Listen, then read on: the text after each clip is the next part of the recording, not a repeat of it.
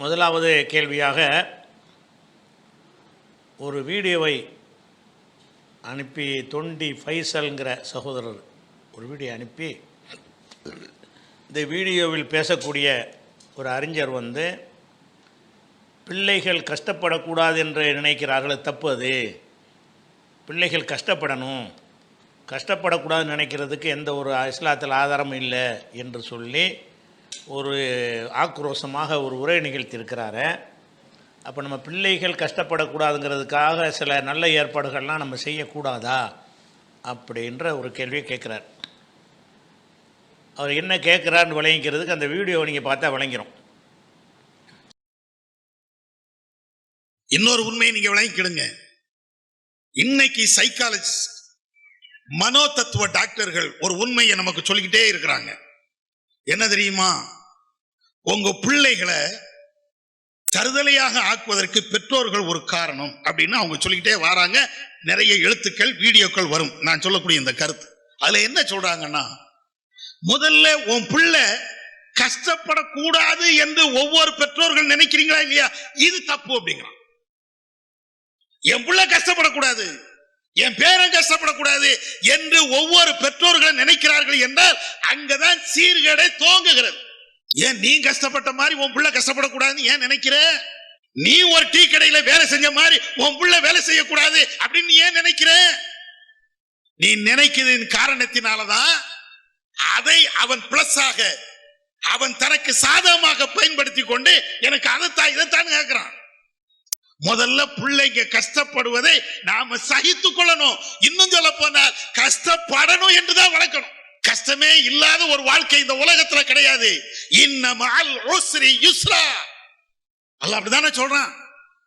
இறைவன் சொல்லலையா? இன்னமல் உஸ்ரி யுஸ்ரா, முதல்ல கஷ்டப்படுப்பா, அதுக்கப்புறம் தான் லேஸ்.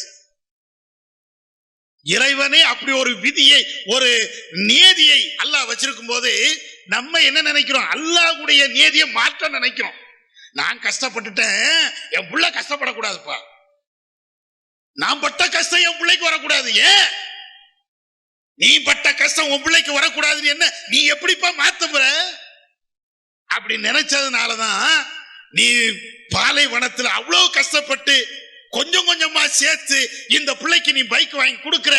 அவனுக்கு அந்த பைசாவுடைய காசுனுடைய அருமை தெரியல. கஷ்டப்படக்கூடிய நீங்க என்ன செய்வீங்க தெரியுமா? ஒரு டீ குடிக்கிறதுக்கு கணக்கு பார்ப்பீங்க. 10 ரூபா கொடுத்து ஒரு சாயை குடிக்கணுமா? இந்த 10 ரூபா காசு எப்படி வந்தது, எவ்வளவு கஷ்டப்பட்டோம், எவ்வளவு உழைச்சோம், அந்த காசுனுடைய பொருளாதாரத்துடைய அருமை கஷ்டப்பட்டவனுக்கு தெரியும். பீரோல இருந்து பேங்க்ல இருந்து ஏடிஎம் கார்டை கொடுத்து நீ எடுத்துக்கப்பா அப்படின்னா அந்த பிள்ளைக்கு அந்த காசுனுடைய அருமை தெரியும் நினைக்கிறீங்க? கஷ்டம் என்னன்னு புரியுமா அவனுக்கு? ஒண்ணும் புரிய மாட்டேங்குது. அதனாலதான் அவன் தருதலையா போறதுக்கு இது ஒரு காரணம். இதை நான் சொல்லல, அறிவாளிகள் பேசுகிறார்கள், உளவியல்வாதிகள் பேசுகிறார்கள்.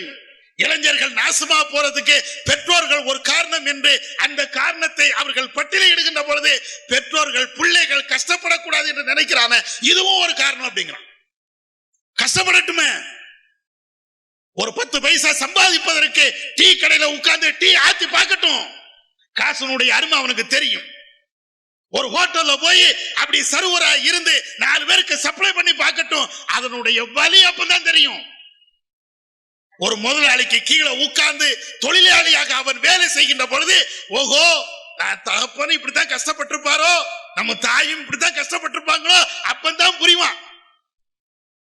நீங்க உபதேசம் பண்ணுவீங்களே, உங்க தகப்பன் எவ்வளவு கஷ்டப்பட்டார் தெரியுமாப்பா, உன்னை எப்படி பொத்தி பொத்தி வளர்த்தார் தெரியுமாப்பா, நீ கஷ்டப்படக்கூடாதுன்னு சொல்லிட்டு எல்லா கஷ்டத்தையும் தான் தலையில சுமந்தாருப்பா இப்படின்னு நீங்க உபதேசம் பண்ண அவனுக்கு விளங்கவா செய்யும்? ஒரு மண்ணு விளங்காது. வர்ற கஷ்டப்படு. இது நான் சொல்லல, கண்மணி நாயகம் ஸல்லல்லாஹு அலைஹி வஸல்லம் அவர்கள் தன்னுடைய பிள்ளையை இப்படித்தான் வளர்த்தாங்க. நீங்கள் அடிக்கடி கேள்விப்படுகின்ற ஹதீஸ். ஃபாத்திமா ரலியல்லாஹு தஆலா அன்ஹா நபியிடத்திலே வருகிறார்கள், அல்லாஹ்வுடைய தூதரிடத்தில் வருகிறார்கள் தன்னுடைய தந்தையை பார்ப்பதற்காக. தந்தை இல்லை, ரசூலுல்லாஹ் இல்லை, தாய் ஆயிஷா ரலியல்லாஹு தஆலா அன்ஹா அவங்க தான் இருக்கிறாங்க. ஆயிஷாவிடத்தில் சொல்கிறார்கள், என்னுடைய தாயே என்னுடைய கையை பாருங்க, என் கை அப்படியே மாவுகளை அரைத்து அரைத்து அரைத்து அப்படியே காய்ச்சி போய் இருக்கிறது, கன்னி போய் இருக்கிறது. நபி அவர்களிடத்துல எத்தனையோ அடிமை ஆட்கள் வருவார்கள், அதுல இருந்து எனக்கு வேலை செய்வதற்காக, என் வீட்டு வேலை செய்வதற்காக ஒரு ஆள் அனுப்புங்க. ஆயிஷா நாயகி தாய் அல்லவா, தாயுடைய அந்த குணம் அவங்கள்ட்ட இருக்கத்தானே செய்யும். தான் புள்ள படுகின்ற அந்த கஷ்டம் வேதனை அவங்க கைய பார்த்துக்கிட்டு, நான் கண்டிப்பா உங்களுடைய தகப்பனார் ரசூலா வரும்போது நான் சொல்லுவேன், பாத்திமா போயிட்டாங்க, ரசூலா வராங்க. ரசூலா அவங்க வந்த உடனே ஆயிஷா நாயகி சொல்றாங்க, அல்லாஹ்வின் தூதரே உங்க மக வந்தாங்க, பாத்திமாவுடைய கையெல்லாம் பார்க்க சகிக்கல, அவ்வளவு வேதனை, அவ்வளவு கஷ்டப்படுறாங்க. மாப்பிள்ளை வீட்டுக்கு கட்டி கொடுத்தீங்களே, புள்ள அவ்வளவு கஷ்டப்படுறா. ஏதாவது ஒரு அடிமை இருந்தால், வீட்டுக்கு வேலை ஆட்கள் இருந்தால் கொஞ்சம் அனுப்பி வைங்களேன். ரசூல்லா ஆயிஷாட்ட ஒண்ணுமே பேசல, நேரா வராங்க, பாத்திமாவுடைய வீட்டுக்கு வராங்க. பாத்திமா இந்த இடத்துல அவங்களுடைய மருமகன் அலி அவங்க இருக்கிறாங்க. ரெண்டு பேருக்கும் மத்தியில ரசூலா உட்கார்ந்தாங்க. உட்கார்ந்துக்கிட்டு பாத்திமாட்ட கேட்டாங்க, பாத்திமாவே மகளே வீட்டுக்கு வந்தியாமா? ஆமா. கைய காட்டு, நான் இருக்குது. உனக்கு வேலைக்கு ஆள் வேணுமா? ஆமா. ஏதாவது ஒண்ணு பார்த்து செய்யுங்களேன். ரசூலா சொன்னாங்க, எல்லா வேதனையும் பார்த்துட்டு அல்லாஹ்வுடைய தூதர் நாம கண்ணீர் வடித்த மாதிரி கண்ணீர் வடிக்கல, நாம கொஞ்சி பேசுற மாதிரி ரசூலா கொஞ்சி பேசல. என் பிள்ளை இவ்வளவு கஷ்டப்படுறாளே அப்படின்னு ரசூலா ஒரு வார்த்தை கூட சொல்லல. அல்லாஹ்வுடைய தூதர் சொன்னார்கள், அலி அவர்களே, மருமகன் அவர்களே, என்னுடைய மகளே, இதை விட சிறந்த ஒன்றை சொல்லட்டுமா? உனக்கு வேலைக்கு ஆளு வேணும் என்று நினைக்கிறாய, அதை விட சிறந்த ஒன்றை உனக்கு சொல்லட்டுமா? காலையிலையும் மாலையிலையும் இந்த திக்கரை சொல்லிட்டு போன்ட்டாங்க. ரசூல்லா பிள்ளையை எப்படி வளர்த்திருக்காருன்னு பாருங்க.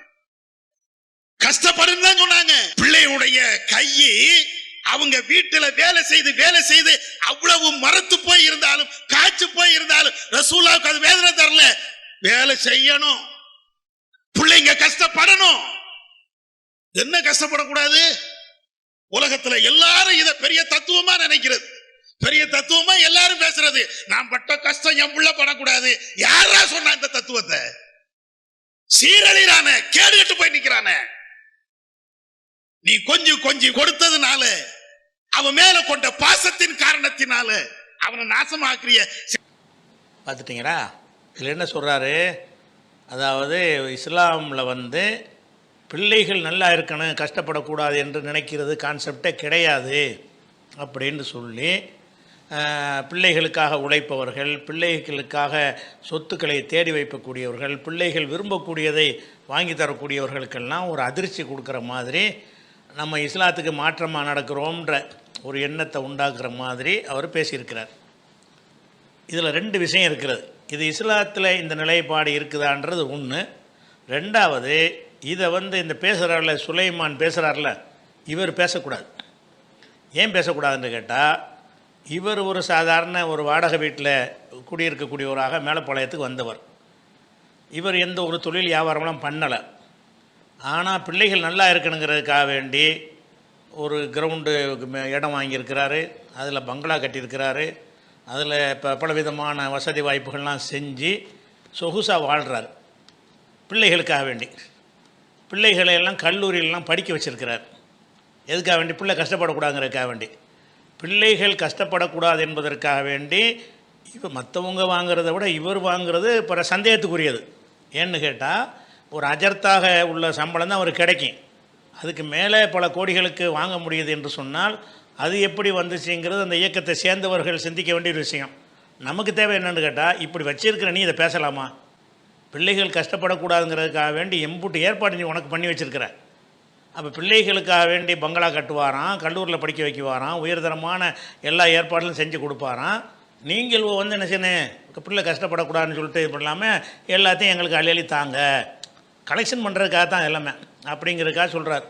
இதை நீங்கள் புரிஞ்சுக்கிறங்க எவ்வளோ தரங்கட்ட. இதெல்லாம் யார் சொல்லலாம்? இதெல்லாம் இந்த சூஃபி மாதிரி கிழிஞ்ச சட்டையை போட்டுட்டு திரியிறாங்கல்ல, அந்த மாதிரி ஆட்கள் சொன்னாலாச்சும் ஒரு ஏற்றுக்கிறலாம். இதை ஒரு தப்லீக்கு மாதிரி அந்த மாதிரி ஆளுக்கு இருந்தானே செய்வாங்க. சாப்பாட்டுக்கு அதிகமாக செலவழிக்க மாட்டாங்க, வீடு வாசல் செலவழிக்க மாட்டாங்க. அப்படி இருக்கக்கூடியவர்கள் இது மாதிரி ஒரு பயான் பண்ணால் கூட, அவன் தப்பாக பண்ணாலும் அவன் அளவில் அவன் நினைக்கிறத பிரச்சாரம் பண்ணுறான்னு ஆயிரும். நீங்கள் சொகுசாக இருப்பீங்க, உங்களோட நிர்வாகிகள்லாம் சொகுசாக இருப்பாங்க. எல்லாரும் ஏகத்துவ பிரச்சாரத்துக்கு வரும்போது பிச்சைக்காரனாக இருந்தீங்க, எல்லாருமே பல கோடீஸ்வரனாக இருக்கிறீங்க. எல்லாமே அந்த மார்க்கத்தை வச்சு தான். அது நீங்கள் சொகுசாக இருக்கிறதுக்காக வேண்டி எல்லா வேலையும் பண்ணுறீங்கல்ல. பண்ணிவிட்டு கஷ்டப்பட்டு உழைக்கிறவனுக்கு போய் சொல்கிறாரு, நீ பிள்ளைகளுக்கு ஒன்று நல்லது செய்யாத அப்படிங்கிற மாதிரி சொல்கிறாரு. இதை பற்றி மார்க்கம் என்ன சொல்லுதுன்னு கேட்டிங்கன்னா, நம்ம ஒரு ஆள் என்ன செய்கிறாருன்னா, இந்த கஷ்டத்தை அல்லாட்ட கேட்குறார். முஸ்லீமில் வரக்கூடிய ஹதீஸ், இறைவா என்னை மறுமையில் தண்டிக்கிறதா இருந்தால் இந்த உலகத்தில் தண்டிச்சிரு, மறுமையில் எனக்கு ஒன்றும் இல்லாமல் கஷ்டம் இல்லாமல் ஆக்கிரு அப்படின்ட்டு துவா செய்கிறத ரசூல்லா கேட்குறாங்க. அப்போ ரசூல்லா சொல்கிறாங்க, சுப்ஹானல்லாஹ் லா துத்திகு, அது உனக்கு முடியாதுப்பா, தாங்க மாட்டேன் அப்படிலாம் கேட்காத, கஷ்டத்தை கேட்காத. எப்படி கேளு, அல்லாஹும்ம ஆத்தினா ஃபித் துன்யா ஹசனத்தன் ஃபில் ஆஹிரத்து ஹசனத்தன், இந்த துன்யாவுலேயும் ஒரு நல்லதை எனக்கு தருவாயாக, ஆகிரத்துலையும் தருவாயாக அப்படின்னு தான் நீ கேட்கணுமே தவிர எனக்கு கஷ்டத்தை தான் கேட்கக்கூடாதுன்னு சொல்லி துவா செய்ய சொல்கிறாங்க ரசூல்லா. இது முஸ்லீமில் உள்ள ஹதீஸ். அதே மாதிரி சாது அவர்கள் என்ன செய்கிறாங்கன்னு கேட்டால், தன்னுடைய ஒரே ஒரு மகள் இருக்கிறதுனால என்னுடைய சொத்து எல்லாம் ஒரு பொம்பளை பிள்ளை தான் இருக்குது, அவ்வளோ சொத்து தேவையில்லை, நான் எல்லாத்தையும் தர்மம் செய்ய போகிறேன் அப்படின்னு ரசூல்லாட்ட கேட்பார். அப்போ ரசூல்லா என்ன செய்வாங்கன்னு கேட்டால், இல்லை அப்படி செய்யக்கூடாது, அப்படின்னா ஒரு 3/2 பங்கை நான் அப்படி செய்யட்டுமா, தர்மம் செஞ்சுட்டு போகட்டுமா, இல்லை அதுவும் கூடாது, 3/1 தர்மம் செய்யட்டுமா அப்படின்னு கேட்பார். இப்போ ரசூல்லா செய்வாங்க, அது கூட அது செஞ்சுக்க, ஆனால் அது கூட ஜாஸ்தி தான் அப்படின்னு சொல்லிடுவாங்க. சொல்லிவிட்டு என்ன சொல்லுவாங்க, இதுதான் முக்கியமானது, இன்னக்க அன்ததர துர்ரியத்தக்க அக்னியா, நீ உன்னுடைய சந்ததிகளை வசதி உள்ளவர்களாக நீ விட்டு செல்வது, அதான் கஷ்டம் இல்லாமல் வசதி உள்ளவர்களாக விட்டு செல்வது ஹைருன் சிறந்தது, மின் அன் ததரகும் ஆளத்தன், ஏழைகளாக நீ விட்டு செல்வதை விட, எத்தக்க அஃபபூன நாச மக்கள்கிட்ட கையேந்த கூடிய நிலையில் ஏழையாக விட்டு செல்வதை விட உன் பிள்ளைகளை வசதி படைத்தவர்களாக விட்டு செல்வது தான் உனக்கு சிறந்ததுப்பா அப்படின்னு ரசூல்லா சொன்னாங்கங்கிற ஹதீஸு புகாரில் 3936வது ஹதீஸில் இருக்கிறது.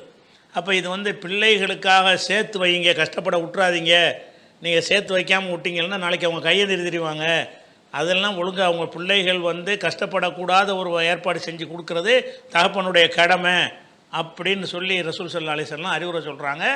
இவர் பிள்ளைகளை கஷ்டப்படணுமா, அது உதாரணம் பைக் வாங்கி கொடுக்குறான், ஆக்சிடென்ட் ஆகிருந்தான், அதை சொல்லு, கெட்டதுக்கு செலவழிக்கக்கூடாதுன்னு சொல்லு, அதுக்காக வேண்டிய கஷ்டப்படக்கூடாதுன்னு சொல்லணுமா? அப்போ நீ எதுக்காக வேண்டிய ஒரு மூட்டை தூக்குற வேலைக்கு உன் பிள்ளை அனுப்பலை, ஒரு மளிகை கட்ட கஷ்டப்பட அனுப்பலை, ஒரு தனியார் பள்ளிக்கூடத்தில் உயர்தரமான கல்வியை பிள்ளைகளை படிக்க வைக்கிற, அது முடிஞ்சு காலேஜில் காலேஜில் படிக்க வைக்கிற, அது காலேஜில் படித்தா நல்ல ஒயிட்டாக சட்டை போட்டுட்டு வேலை செய்யலாம், அதுதானே கஷ்டப்படக்கூடாதுன்னு. நம்ம படிக்க வைக்கலாம்னு நம்ம பிள்ளை மூட்டை தூக்குவான், ரிக்ஷா இழுப்பான், அந்த மாதிரி நம்ம விட்டுறக்கூடாது. அப்போ நீங்கள்லாம் உங்கள் பிள்ளைய கஷ்டப்படக்கூடாதுங்கிறதுக்காக வேண்டி பிளான் பண்ணி என்ன செய்கிறீங்க, நீங்கள் ஏகத்துவத்தில் இருந்துக்கிட்டே மார்க்கத்தின் பெயராலே சுரண்டி இதெல்லாம் வாங்க முடியுது, வாங்குறீங்க. நீங்கள் மக்களுக்கு என்ன அறிவுரை சொல்கிறீங்க? வெக்கமாயிலாம் சொல்கிறதற்கு இது கேட்கும்போது அவ்வளோ கோபம் வருது. இவங்கெல்லாம் சொல்லலாமா? டிஎன்டிஜியில் நிர்வாகியாக இருக்கிற ஆளுக்கு சொல்லலாமா? நீங்கள் எல்லாருமே உங்களுடைய கஷ்டப்படக்கூடாதுங்கிறக்கா என்னென்னலாம் செஞ்சுருக்கிறீங்க, ஒன்று எடுத்துப்பட்டால் நல்லா இருக்காது. இவர் பேசுறதுனால இவர் மட்டும் பேச வேண்டியிருக்கு, அது ஒன்று இருக்குது. அதே மாதிரி அப்போ ஒருத்தர் என்ன செய்கிறாருன்னா, அல்லாஹ்வுடைய தூதரை நான் என்னோட ஒரு சொத்தை என் மகனுக்கு எழுதி கொடுக்க போகிறேன் அப்படின்னு சொல்லி சொல்கிறாரு, கூட்டிகிட்டு சொல்கிறார் நோமான் இப்னு பஷீர். அப்போ ரசூலுல்லாஹ் சொல்கிறாங்க, குள்ள வளர்த்தக்க நகல்த்த, எல்லா பிள்ளைகளும் இந்த மாதிரி கொடுத்தியான்னு கேட்குறாங்க.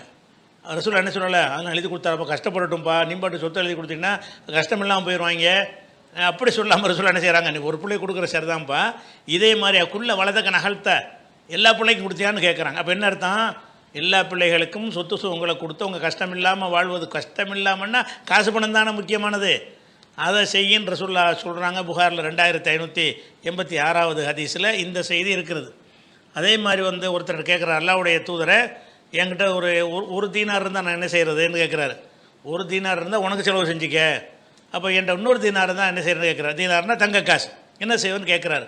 அப்போ ரசூலுல்லாஹ் சொல்கிறாங்க, உன் மனைவிக்கு செலவு செய், இல்லை இன்னொரு தீனார் இருந்தால் உன் பிள்ளைக்கு செலவு செய்யுங்கிறாங்க.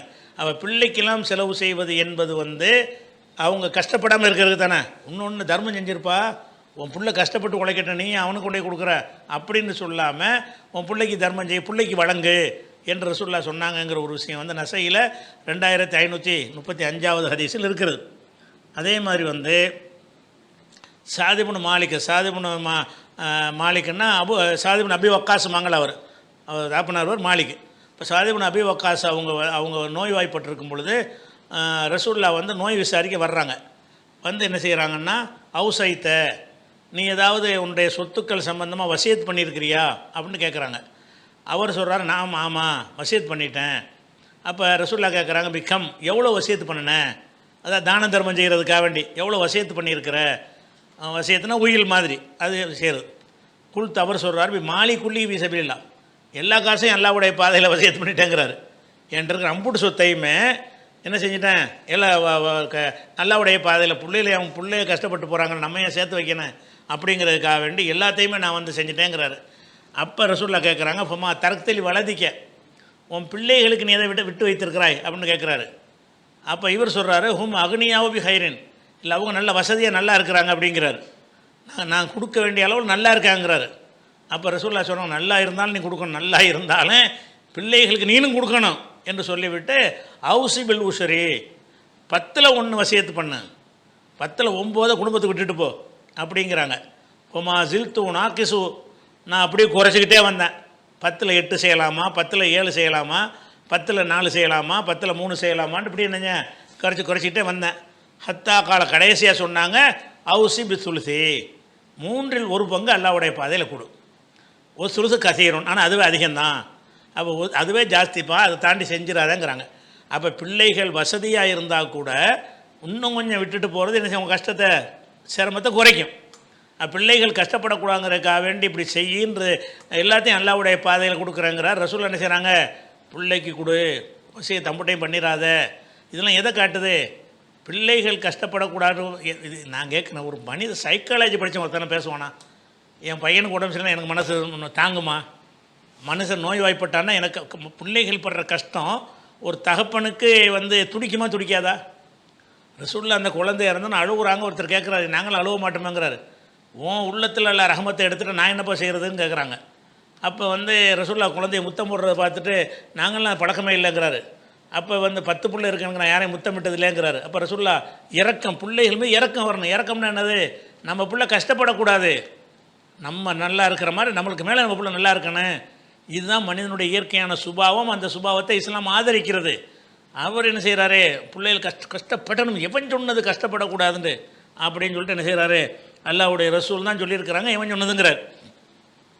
அதே மாதிரி வந்து காப் இப்னு மாலிக் அவர்கள் ஒரு அந்த 3 பேர் அந்த போருக்கு போகாமல் இருப்பாங்க. தபுக்கு போகிற நேரத்தில் 3 பேர் போக மாட்டாங்க. வசதியான ஆளுக்கு 3 பேர் நாளைக்கு போகணும்னு சொல்லிட்டு கடைசியில் போகாமல் இருந்துருவாங்க.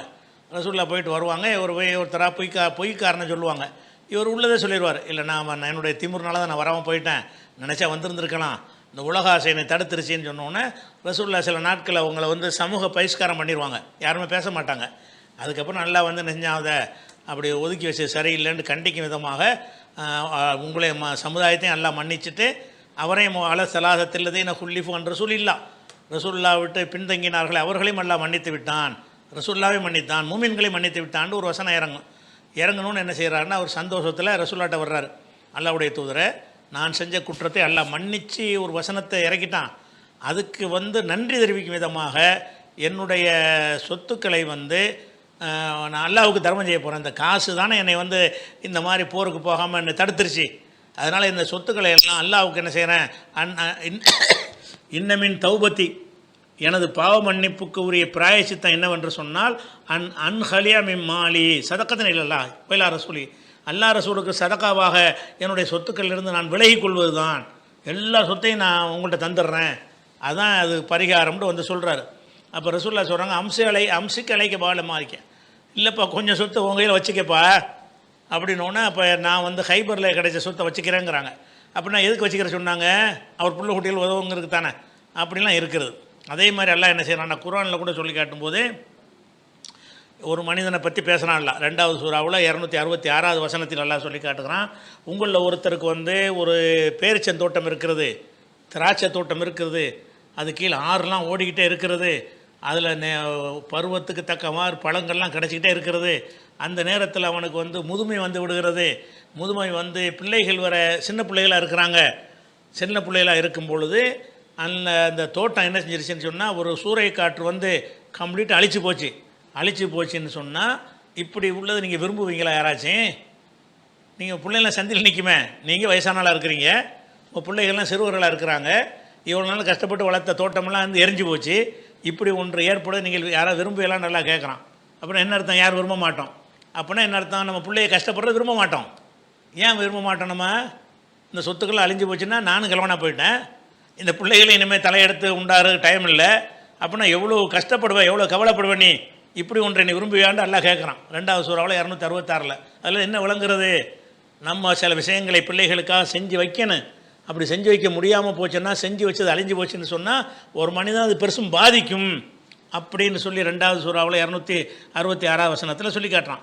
அதே மாதிரி 4வது சூறாவில் 9வது வசனத்தில் எல்லாம் சொல்லி காட்டுறான். ஒல் எக்ஸல்லதீன் லவ் தரக்குமின் ஹல்ஃபிக்கும் துர்ரியத்தன் ஆஃபன், உங்களில் பலவீனமான பிள்ளைகளை விட்டு செல்கிறீர்களே, ஹாஃபு அலைஹிம், அல்லாஹ் அவர்கள் விஷயமாக நீங்கள் பயப்படுறீர்களே, அப்படிப்பட்டவர்கள் நீங்கள் அல்லாஹ் விஷயத்தில் அஞ்சு கொள்ளுங்கள் அப்படின்னு சொல்கிறான். இப்போ நீங்கள் என்ன பண்ணுறீங்க? உங்களுக்கு பிறகு பலவீனமான பிள்ளைகளை, பலவீனமானன்னா சம்பாதிக்க முடியாத, ஊனமுற்ற அல்லது நோய்வாய்ப்பட்ட அல்லது வயசு குறைந்த பிள்ளைகளை விட்டு செல்லும் பொழுது எவ்வளோ பயப்படுவீங்க, அந்த மாதிரி அல்லாவுக்கு பயப்படுங்கன்னு ஒரு வசனத்தை எல்லாம் சொல்லி காட்டணும். அப்போ என்ன இது இயற்கையில் அதுக்கு பயப்படாதீங்கன்னு நல்லா சொல்லலை, அந்த குழந்தைகள் விஷயம் அஞ்சுற மாதிரி எல்லா விஷயத்தில் அஞ்சுப்பான்னு சொல்லி காட்டுறான். அப்போ குழந்தைகள் நல்லா இருக்கணும் என்பதற்கு அஞ்சுற என்ன அர்த்தம்? அவங்க கஷ்டப்படக்கூடாதுங்கிற வேலையை செய்கிறதுன்னு அர்த்தம். அப்படின்லாம் இருக்கிறது. அதே மாதிரி இப்ராஹிம் அலைஹிஸ்ஸலாம் என்ன செய்கிறாங்கன்னா, அந்த பாரான் பெருவழியில் கொண்டு போய் அவங்க மனைவியையும் கை குழந்தை இஸ்மாயிலையும் தங்க விட்டுறாங்க. அதான் பிறகு மக்காண்டு உருவாகிறது. அங்கே தங்க விடும்போது என்ன செய்கிறாங்கன்னா, அல்லாட்ட துவா செய்கிறாங்க, யா அல்லாஹ் ஒன்றுமே இல்லாத இந்த பால் வெளியில் கொண்டாந்து நான் விட்டுட்டேன், எதுக்காக விட்டான்னு கேட்டால் அவங்க தொழுகை நிலைநாட்டுவதற்காக விட்டுருக்கிறேன். ஃபஜால் அஃபீதத்த மினன் நாசி தஹ்வீலையும், சில மனிதர்களுடைய உள்ளங்களை வந்து இவங்க பக்கம் திருப்பி விடுவாயாக, ஒரு சுக்கம் என சமராத்தி, இவங்களுக்கு கனிவர்க்கங்களை கொடுப்பாயாகன்னு துவா செய்கிறாரு. நான் விட்டுட்டேன், பாலைவனமாக இருக்குது, ஒன்றுமே இல்லை, என் பிள்ளை கஷ்டப்படக்கூடாது, இதுக்கு தேவையான ரிஸ்க் எல்லாம் பல மக்களை கொண்டாந்து தங்க வச்சு இங்கே குடியேற வச்சு அதன் மூலமாக என்னுடைய பிள்ளைகள் செழிப்பாக இருப்பதற்கு தொழுகை நிலைநாட்டுவதற்கும் துவா செய்கிறாரு. அதோடு எதுக்கும் துவா ரிஸ்க்கும் துவா செய்கிறார், ஒரு சுக்கம் மின சமராத்தி. அப்போ அந்த பிள்ளைகள் கஷ்டப்படக்கூடாங்கிறதுக்கு துவா செஞ்சுருக்காருல. 14வது சூறாவில் 37வது வசனத்தில் இருக்கிறது. அதே மாதிரி 126 வசனத்தில் வந்து காபத்துல்லாவை கட்டி முடித்தவொன்னு என்ன செய்கிறார்? இறைவா, இதை வந்து ஒரு அபயம் அளிக்கிற ஊராக மாற்றுவாயாக, ஒரு சுக்காகலோ மின சமராத்தி, இங்கே உள்ளவங்களுக்கு சமராத்துகளை கனிவர்க்கங்களை வந்து நீ வழங்குவாயாகன்னு கேட்குறாரு. அந்த பிள்ளைகள்லாம் யார்? அவருடைய சந்ததிகள் தான். அதுக்காக துவா செஞ்சுருக்காருன்னு பார்க்குறோம். அதே மாதிரி வந்து உம்மு சுலைமுன்னு ஒருத்தங்க இருந்தாங்க. உம்மு சுலைம் யாருன்னா அனசுடைய தாயார். அனசுங்கிறவர் ரசூல்லாட்ட வந்து இவரை உங்களை ஊழியராக வச்சுக்கிறங்க அப்படின்னு விட்டுட்டு போயிடுவாங்க. 10 வயசில் ரசூல்லா மூத்தா போகிற வரைக்கும் அவர் தான் ஊழியராக இருந்தார். அப்போ ஒரு நாள் வீட்டுக்கு வந்து சாப்பாடெலாம் கொடுக்குறாங்க. சாப்பாடு கொடுத்துட்டு ரசூல்லாட்ட சொல்கிறாங்க, அல்லாஹ்வுடைய தூதரை, எனக்கு ஒரே ஒரு விருப்பம் இருக்குது, அனசு சம்மந்தமாக தான் ஒரே கவலையாக இருக்குது அப்படிங்கிறாங்க. அப்போ ரசூல்லா என்ன செய்வாங்கன்னு கேட்டால், அல்லாஹும்ம அனசுன் ஹாதிமுக்க, உங்கள் ஊழியர் அனசு இருக்கார், அவரை பற்றி தான் ஒரு யோசனையாக இருக்குதுன்னு சொல்லி அந்த கவலையை, கஷ்டப்படுவார் இனிமே, ஏன்னு கேட்டால் எந்த வேலை தொழிலும் கிடையாது, உங்களுக்கு பணிவிடையே செஞ்சிட்ருக்கிறாரு, இனிமேல் ஒரு கல்யாணம் பண்ணி நல்லது கெட்டதுக்கெலாம் என்ன செய்வார்னு தெரியலையே அப்படின்னு ரசூல்லாட்டவும் முறையிடுறாங்க. வீட்டுக்கு விருந்து கொடுத்து முறையிடுறாங்க.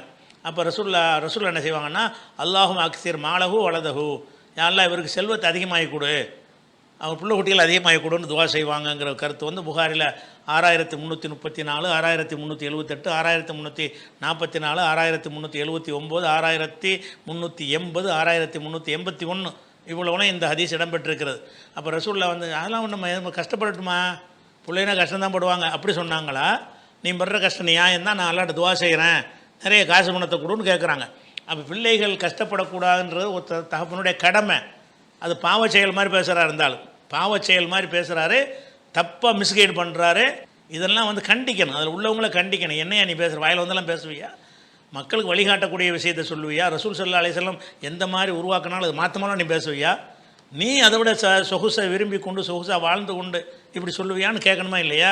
அடுத்ததாக இன்னொரு முக்கியமான ஒரு விஷயத்தையும் நம்ம சொல்லணும். அதில் சில ஆதாரம் வேற காட்டுறாரு. இவர் என்ன காட்டுறாருன்னா, என்ன ஆதாரம்னு கேட்டால், நபிகள் நாயகம் ஸல்லல்லாஹு அலைஹி வஸல்லம் அவர்கள் இப்படித்தான் அவங்க பிள்ளைகளை வளர்த்தாங்கன்னு சொல்லிவிட்டு, இது கஷ்டப்படக்கூடிய வகையில் தான் வளர்த்தாங்கன்னு சொல்லிட்டு ஃபாத்திமா நாயகி சம்பந்தப்பட்ட ஒரு சம்பவத்தை சொல்றாரு. அவங்க திருகையில கையறைத்து காய்ச்சி போயிருக்கு நேரத்துல தன்னுடைய தந்தை இடத்துல ஒரு அடிமையை கேட்டு வர்றாங்க. ரசூலுல்லாஹ் வீட்டுல இல்ல, ஆயிஷா நாயகி அதை விசாரிச்சு வைத்துக் கொண்டு தந்தை வந்தவன கணவர் வந்தவன சொல்றாங்க. உடனே நபி ஸல்லல்லாஹு அலைஹி வஸல்லம் ஃபாத்திமா நாயை தேடி போய் உனக்கு அடிமையெல்லாம் வேணாம், நீ சுப்ஹானல்லாஹ் அல்ஹம்துலில்லாஹ் சொல்லுன்னு அதை கத்து கொடுத்தாங்கன்ற ஒரு செய்தி இருக்குல்ல, அதை வச்சு மகள் கஷ்டப்படுறத பத்தி ரசூலுல்லாஹ்வுக்கு ஏதாவது பாதிச்சுச்சா, கஷ்டப்படக்கூடிய வகையில தான் வளர்த்தாங்க அப்படின்ற ஒரு ஹதீஸ் சொல்றாரு. ஆனா நான் இவ்வளவு ஆதாரங்கள் சொன்னேன்ல, அதுகளெல்லாம் கஷ்டப்படுற விடக்கூடாது, நம்ம கவலைப்படணும், பிள்ளைகளுக்காக சேர்த்து வைக்கணும் என்பதை சொன்னாலும் இந்த ஒரு ஹதீஸை கொண்டாந்து என்ன செய்யறாரு, தேடி பிடிச்சி இது கஷ்டப்படுவதற்கு ஆதாரம்ங்கிறாரு. இது கஷ்டப்படுறதுக்கு ஆதாரமே இல்லை. எதுக்கா துடிச்சிட்டு ஓடுறாங்க ரசூல்லா? அந்த மகள் கஷ்டப்பட்டாங்க, வந்தாங்க, அடிமை கேட்டு வந்தாங்கிறது அவங்களை பெருசா பாதிக்கிறது. நம்ம மகள் கஷ்டப்படக்கூடாதுங்கிறதுக்கு தான் வந்தாங்க. நீ கஷ்டப்படுன்னு சொல்லிட்டு போனாங்களா, கஷ்டத்தை குறைக்கிறதுக்கு வழி சொன்னாங்களா? அவங்க இறை தூதர்ங்கிற முறையில நீ சுப்ஹானல்லாஹ் அல்ஹம்துலில்லாஹ் அல்லாஹ் அக்பர் சொன்னீங்கன்னா உனக்கு கஷ்டமா இருக்காது. இப்ப கஷ்டப்படுற மகள் கஷ்டப்படக்கூடாதுங்கிறது ஒரு ஆன்மீக ரீதியான ஒரு வழியை தான் காட்டினாங்களே தவிர, என்ன கஷ்டப்படுறதுக்கெல்லாம் நீ பெருசு பிரச்சனை ஆகிட்டு கஷ்டப்படத்தான் வேணும் அப்படி ரசூலுல்லாஹ் சொன்ன மாதிரி அவர் அந்த ஹதீஸை தவறா மிஸ்யூஸ் பண்றாரு. அப்ப கஷ்டப்பட சொல்லி ரசூலுல்லாஹ் சொல்லவே இல்லை, கஷ்டப்பட்டது இவங்களை பாதிச்சிருக்கிறது. பாதிச்சதுனாலதான் உடனே ஆயிஷா நாயகி சொன்னோன்னு வேகமா ஓடுறாங்க மகளை பாக்குறதுக்கு. போய் அந்த கஷ்டத்தை சொன்னோன்னு இந்த அடிமையெல்லாம் வேணாம். ஏன் வேணான்றாங்கன்னா, அதுல இந்த அடிமைகளை பலரும் உள்ளவங்க வர்றாங்க, ரசூலுல்லாஹ் ஒரு மகளுக்கு கொடுத்துட்டாங்க, சிறப்பு தகுதியில கொடுத்துட்டாங்கன்னு ஒரு ஃபித்னா வரக்கூடாது. அந்த மாதிரி ஒரு வகையில தான் ரசூலுல்லாஹ் அதை தவிர்த்தாங்களே தவிர, மகள் கஷ்டப்படணும்னு அவங்க ஆசைப்படவில்லை, விரும்பவில்லை, கஷ்டப்படக்கூடாது என்பதற்கு தான் நான் அதை விட எளிதான ஒரு வழியை நான் உனக்கு சொல்லி தரட்டுமா, நீ இவ்வளவு வேலை செஞ்சாலும் அது உனக்கு கஷ்டமா இருக்காது. அப்ப கஷ்டமா இருக்காதுன்ற வழியை அவங்க காட்டி கொடுத்திருக்கும் போது அதுல என்ன இருக்குன்னு கேட்டா, நம்ம பிள்ளைகள் கஷ்டப்படாம இருப்பதற்குரிய வழிமுறையை ஆன்மீக ரீதியாகவும் சிந்திக்கலாம், உலக ரீதியா சிந்திக்கலாம் என்று விளங்குறது. அப்ப இவர் காட்டுற ஆதாரம் இது ஒன்னதான் காட்டுறாரு. அப்புறம் இன்னொரு வசனத்தை ஒரு ஆதாரம் காட்டுறாரு. இந்த மஅல் உஸ்ரி யுஸ்ராங்கிறாரு. கஷ்டத்துக்கு அப்புறம் தான் லேசு வரும், கஷ்டப்படணும் அப்புறம் லேசு வரும் அப்படிங்கிற மாதிரி அந்த வசனத்துக்கு தப்பான ஒரு அர்த்தம் செஞ்சு, அதனால குர்ஆனை அல்லாஹ் அப்படித்தான் சொல்றாங்கிறார். அல்லாஹ் என்ன செய்யறான், பிள்ளைகள் கஷ்டப்படுற மாதிரி தான் நம்ம வளர்க்கணுங்கிறான். அது பிள்ளைகள் கஷ்டப்படுறத பத்தி பேசவே இல்லை. ஒவ்வொரு மனுஷனுக்கும் கஷ்டம் வந்துச்சுன்னு சொன்னா நீ கலங்கிறாத, அந்த கஷ்டத்தோட லேசம் இருக்கிறது. இன்ன மஅல் உஸ்ரின்னா கஷ்டத்துக்கு பிறகு இல்ல, ஓடு அதனோடு, இன்ன மஅல் உஸ்ரி கஷ்டத்தோடு இருக்கிறது யுஸ்ரா, லேசு இருக்கிறது. அதனால கஷ்டம் வந்தவொடனே கஷ்டம் வந்தால் கலங்கிறாதீங்கன்னு ஒரு ஆறுதல் இருக்கே தவிர அதனால கஷ்டப்படுங்கன்னு அந்த போதனை அதுல இல்ல. இன்னமால் உசுரி இசுரா வச்சுக்கிட்டு எல்லாம் கஷ்டப்படுங்க, சொத்து பத்திரம் தெருவில் பிச்சை எடுங்க, பிள்ளை எல்லாம் கையெழுந்து விடுங்கன்ற அர்த்தத்துக்கு அது சொல்லப்படுது. அப்ப குர்ஆன் வசனத்தையும் தப்பா மிஸ்யூஸ் பண்றாரு, ஹதீஸையும் தப்பா யூஸ் பண்றாரு. அது மாதிரி நான் சொன்ன இவ்வளவு ஆதாரம், கொஞ்சம் ஆதாரம் தான் நான் சொல்லியிருக்கிறேன். இஸ்லாம் கூறும் பொருளியல்ங்கிற தலைப்புல நிறைய இது சம்பந்தமான விஷயங்களை ரமலான் தொடர்புல விரிவான விளக்கி இருக்கிறேன். அப்ப அந்த மாதிரியான ஒரு விஷயத்துல இவர் மார்க்கத்தை தனக்கு தோதுவா வளைக்கிறாரே தவிர இவர் ஆதாரபூர்வமா பேசல என்பதையும் ஒரு கூடுதல் தகவலாக சொல்லிக் கொடுக்கிறேன்.